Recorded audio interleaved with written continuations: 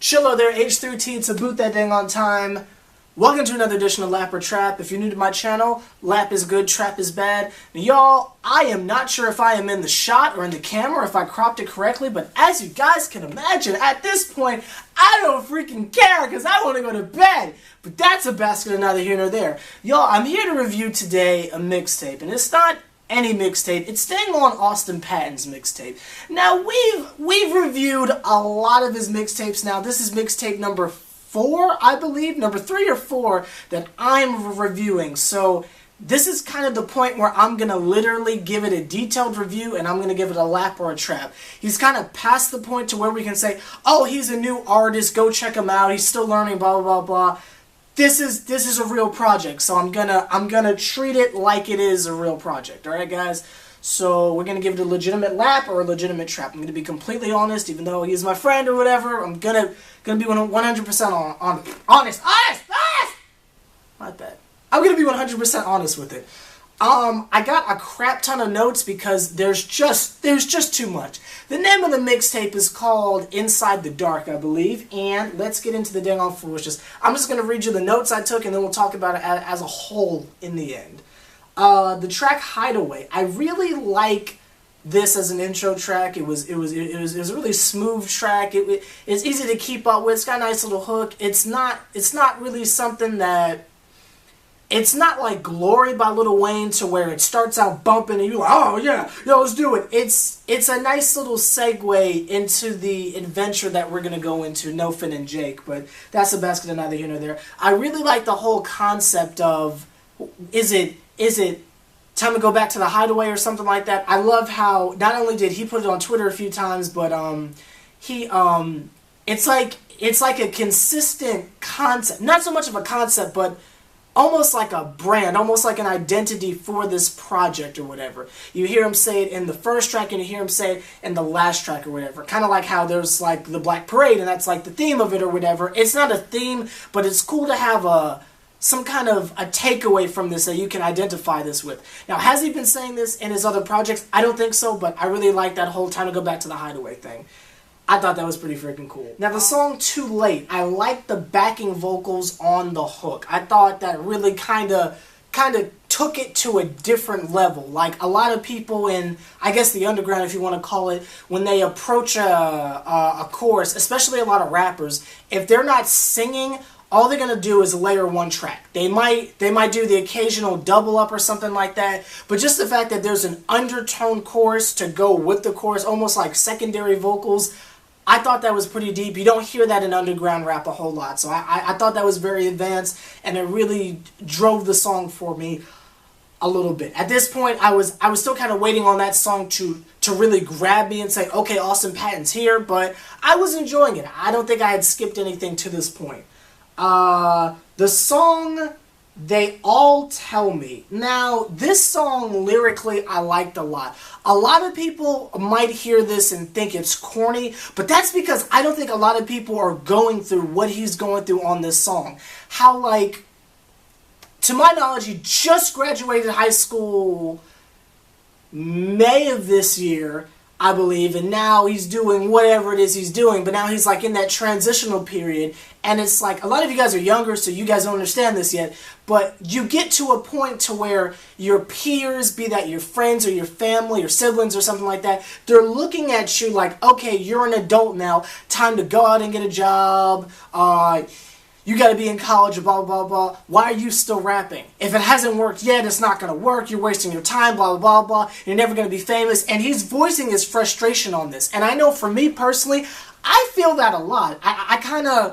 I've been making music and videos for quite some time, but I started getting really serious about it towards my recent years, like 18 through 21. So obviously that's that time period where people are looking at you to grow up and be an adult.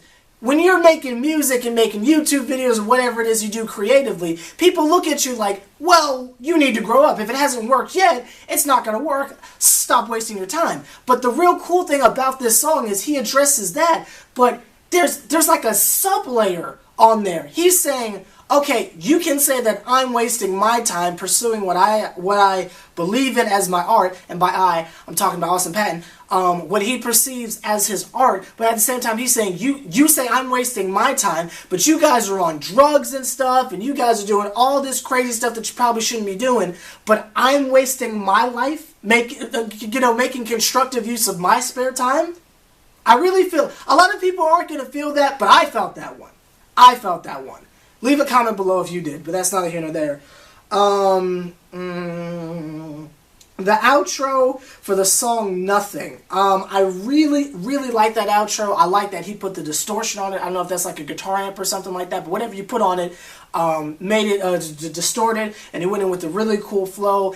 And again, just things that set it apart from just there's a beat and you're rapping. Again, I've reviewed a lot of mixtapes both on camera and off camera, but a lot of people make the mistake of they just have a beat and they think they can just Lil Wayne no ceilings it. And if you're Lil Wayne, that's fine because you have a brand of album quality material. So when you go to mixtape mode, that's okay. But we're talking about like you're trying to get me to care about what you're saying. So just the fact that he's adding depth onto what he's doing and not just spitting bars over a beat, I liked it a lot. Also, there's no take number. Like, there was like a take 18 and a take blah blah blah. There's no take on this one. So I found that interesting. The last few had that track on here. I don't think that was on this one, but that's neither here nor there. There also wasn't many points where you were rapping really super fast. Like, there was bits and pieces of it, but there wasn't like a whole thing. And I kind of like that because I don't want people to like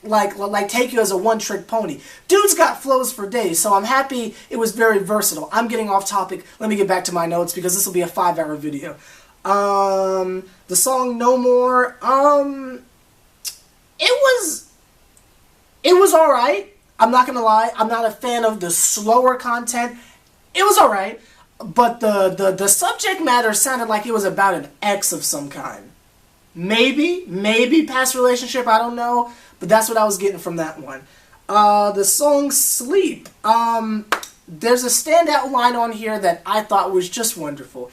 Austin Patten said, and I quote, what do I want my tombstone to say? ... I don't know. That was the best line of the tape.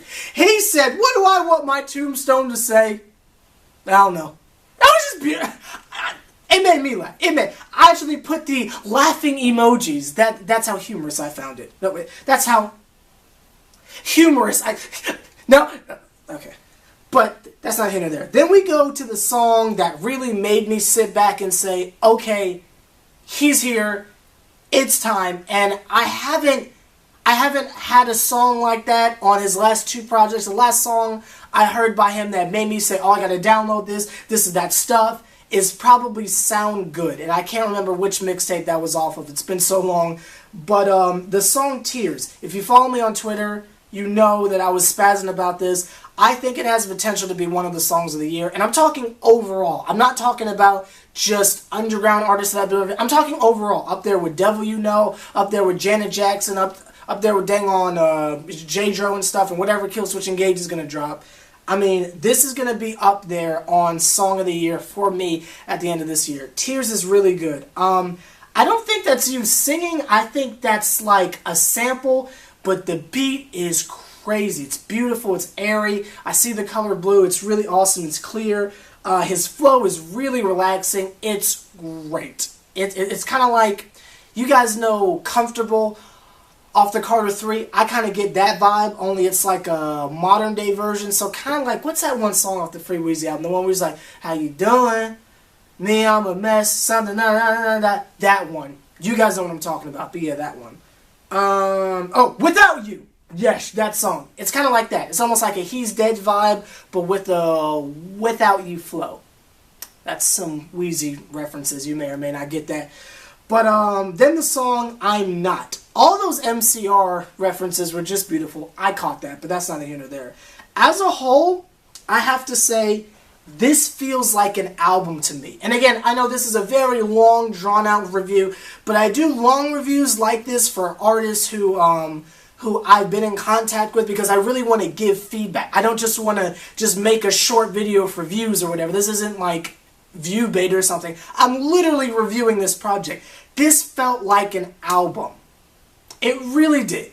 And again, a lot of the things that have been submitted to me or I've heard sounded like either demos or they just sound like mixtapes. I like mixtapes that sound like albums, and this sounds like an album to me. It's beautiful content. He's mixing his vocals amazing. I mean, y'all know I keep an ear for that production side of it. And production doesn't mean the freaking beat, but that's a rant for another day. I just really like the sound, the quality. It's a good project. Now, there's only one song I took away from it, but as a whole, I'm going to give it a lap just because it was an enjoyable experience. He even went as far as to break it up into 2 parts. I'm not sure if you guys noticed, but the first part is kind of like in the darkness, then he gets out of the dark. I think that's what he was going for. I think that's what I got from it, but I think it's a pretty balanced project. Got a bunch of different flows on there. It's stuff that, honestly, I've heard a lot of mainstream rappers do. And I'm not saying that, like, to bash him, but when an underground artist sounds like something a mainstream artist would do, like that Logic guy, I can see him doing this, to me. But that's not here nor there. Like, comment, subscribe to H+III+T. It's a lap for me. I think it's great. I think you should check it out. A lot of the stuff you guys listen to, and by you guys I'm talking about my subscribers, my Severheads, this sounds like it. So if you liked Nothing Was the Same, you'll like this. If you like Good Kid, Mad City by Kendrick Lamar, you'll like this. And even though those are 2 projects I didn't like, again, making that comparison for project number 2 now, I really think he's onto something. To me, I feel like he's found his lane, and I can't wait to see what else he comes out with next. So like, comment, subscribe, H+III+T. If you want to listen to it, the link is in the description. If you're watching on a mobile device, I don't know what to tell you. But that's not here nor there. Like, comment, subscribe, H+III+T.